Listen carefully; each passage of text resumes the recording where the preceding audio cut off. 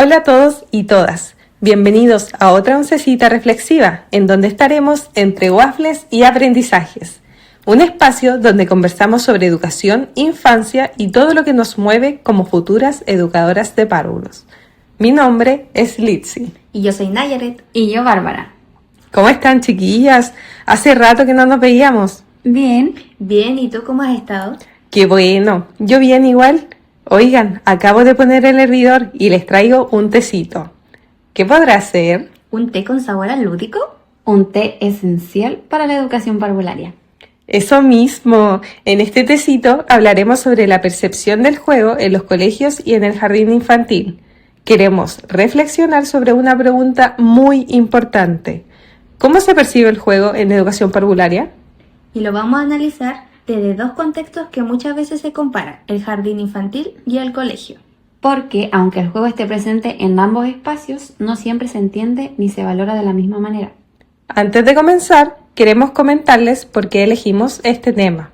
Como estudiante de Pedagogía en Educación Parvularia de la Universidad de La Serena, hemos ido construyendo nuestra identidad docente a través de nuestras experiencias de práctica formativa, la reflexión y el diálogo con distintos contextos educativos. Y para complementar, les tenemos una sorpresita. Cuéntanos, Bárbara. Tenemos una invitada especial, una experta sobre el tema, que podremos escuchar en unos minutos más. Pero antes, entremos en contexto. Para empezar a hablar del tema de hoy, es importante recordar que el juego no es solo una actividad recreativa. Muchas veces se piensa que jugar es simplemente entretenerse, pero en la primera infancia ocurre mucho más que eso. Exacto. Según las bases curriculares de educación parvularia en Chile, el juego es una estrategia fundamental para el aprendizaje, porque permite que los niños y niñas puedan explorar, descubrir, crear y relacionarse con otros y otras. Es decir, el juego es aprendizaje en sí mismo, no un descanso del aprendizaje. A través del juego, los niños y niñas desarrollan habilidades cognitivas, sociales, emocionales y motrices de manera integral. Si nos situamos en el contexto del jardín infantil, el juego suele tener un lugar central dentro de la jornada. En base a nuestras experiencias prácticas de formación como educadoras de párvulos, hemos observado que el juego de los niños y niñas tiene mayor protagonismo que en los colegios.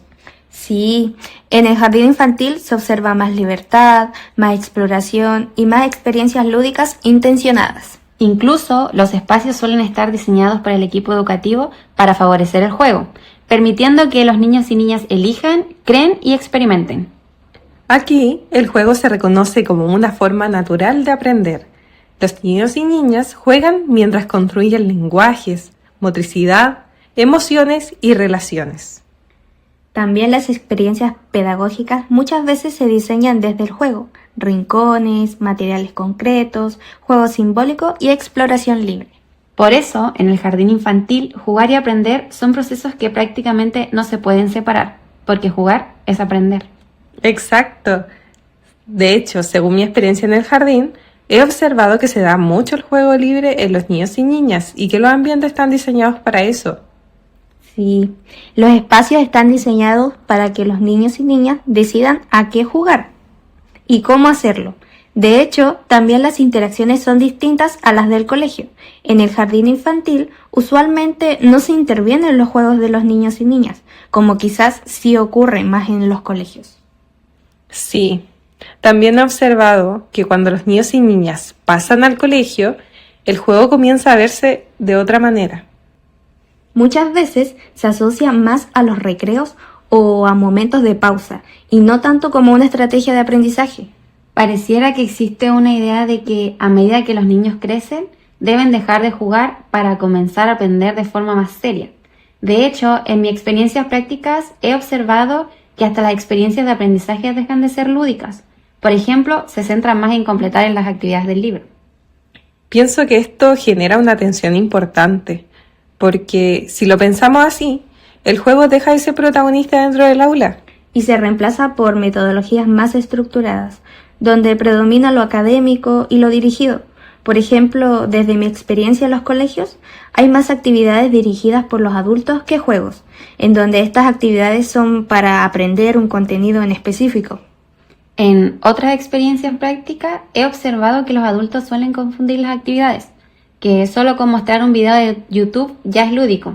Casi no permiten el aprendizaje de la exploración. Sin embargo, los niños y niñas siguen necesitando jugar, explorar y aprender activamente, aunque estén en niveles educativos más avanzados. Ahora escucharemos la respuesta a una pregunta que le realizamos a la doctora Desiree López de Maturana Luna, quien es una gran educadora de párvulos e investigadora, reconocida a nivel nacional e internacional por su defensa del juego libre en los niños y niñas, quien nos entregará su opinión acerca del juego en educación parvularia desde una mirada epistemológica. Las preguntas que le realizamos a la doctora Desiree fueron: desde su experiencia en el aula, ¿existen diferencias en la manera en que se entiende el juego en el jardín infantil y en el colegio? ¿Por qué cree que ocurre esto? Vamos con el audio. Hola.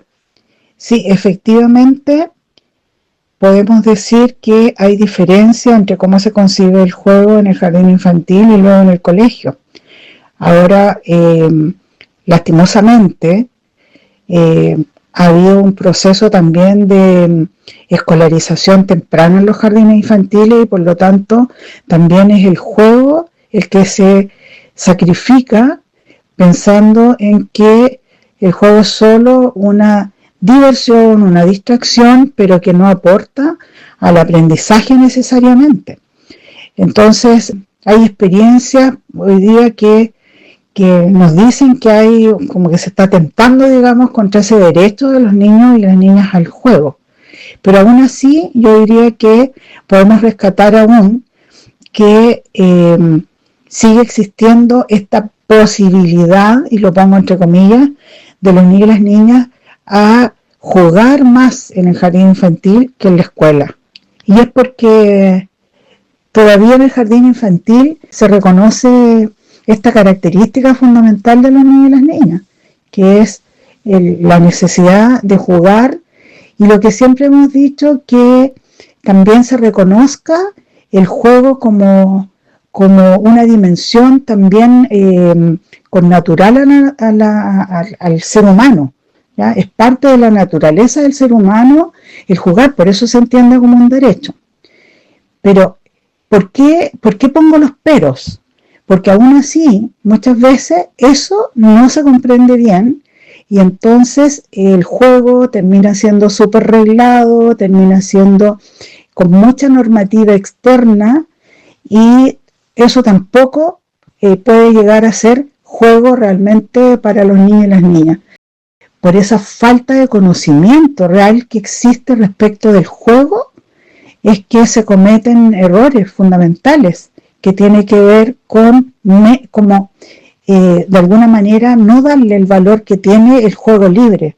Pareciera ser que en el juego libre los niños y las niñas no están aprendiendo, no se están educando, porque si el adulto o la adulta no es protagonista, pareciera ser que entonces no está habiendo un proceso educativo, no está sucediendo ese proceso educativo. Entonces tiene que intervenir, tiene que poner las estructuras, tiene que dar las orientaciones, tiene que garantizar que el resultado del juego sea tal.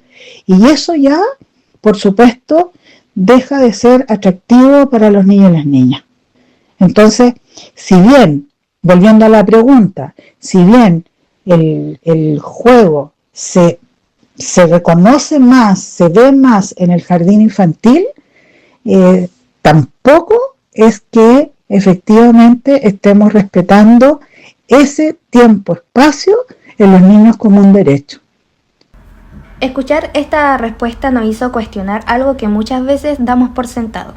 Si el juego está presente en las bases curriculares como un principio pedagógico, ¿por qué en la práctica sigue siendo tan difícil darle un lugar protagónico? Como educadoras en formación, creemos que esto nos invita a mirar críticamente las prácticas que observamos durante nuestras experiencias. Muchas veces existe una distancia entre lo que los documentos curriculares promueven y lo que realmente ocurre en las aulas. Esa diferencia nos hace preguntarnos qué concepciones sobre la infancia y el aprendizaje siguen predominando en los espacios educativos. También nos desafía a pensar en nuestro futuro rol profesional. Si queremos una educación que respete los derechos de los niños y niñas, no basta con decir que el juego es importante. Necesitamos fundamentar nuestras decisiones pedagógicas y al mismo tiempo atrevernos a cuestionar aquellas prácticas que limitan la autonomía, la exploración, el protagonismo infantil, aunque estén normalizadas. Nos quedamos con la idea de que transformar la educación no depende solo de incorporar nuevas estrategias, sino de reflexionar nuestras propias creencias sobre qué significa para nosotras enseñar y aprender, fortaleciendo nuestra identidad docente, porque la manera en que nosotras entendemos la infancia será la misma manera en que construiremos nuestras prácticas pedagógicas. Entonces, para ir cerrando nuestro podcast, nos preguntamos, ¿por qué el juego pierde valor cuando los niños crecen? Si sabemos que el juego es una herramienta clave para el desarrollo integral, ¿por qué se limita solo al recreo? ¿Será que todavía existe la idea de que jugar es lo opuesto a aprender? ¡Qué buenas preguntas, chiquillas! Es todo un desafío importante para la educación, el reconocer al juego como un derecho de los niños y las niñas que las educadoras y educadores deben garantizar. Y también como una forma legítima de aprender en todos los niveles de educación parvularia. El desafío es encontrar las maneras de integrar el juego dentro de los procesos educativos, sobre todo en los colegios. Nosotras como futuras educadoras de párvulo creemos que es fundamental defender el juego como eje central del aprendizaje y también generar puentes entre el jardín infantil y el colegio para que el juego no desaparezca en estos espacios, sino que evolucione y se mantenga siempre presente. Porque cuando los niños y niñas juegan, ellos y ellas exploran el mundo, construyen conocimiento y desarrollan su identidad. Es asumir que los niños y niñas construyen su infancia y que jugar no es perder el tiempo. Es así como nos despedimos en este podcast. Esto fue Entre Waffles y Aprendizajes. Nos escucharemos en un próximo episodio. Recuerden comentar sus reflexiones al respecto. Estaremos leyendo sus comentarios para responderlo en el próximo podcast. ¡Chao, chao!